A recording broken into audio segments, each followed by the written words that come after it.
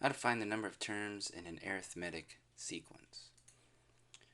Alright, so we're given this sequence here that goes on for a very long time, and we got to figure out how many terms are in there without actually writing them all out, because that would take too long. So the first thing we need to do is find the common difference. Okay, and that is just the difference between each term. Alright, notice difference, so that means we need to subtract. Okay, so first, the difference between these two, 14 minus 9 is 5.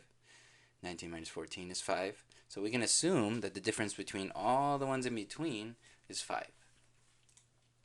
Alright, so we got the common difference.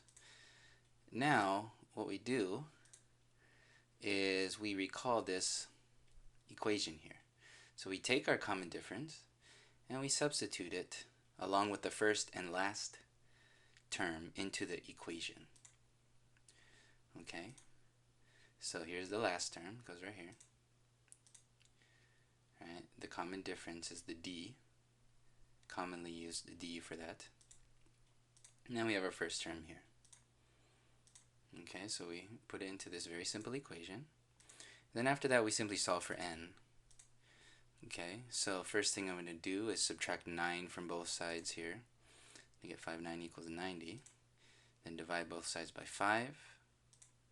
We get 18. So there should be 18 terms. And that completes our problem.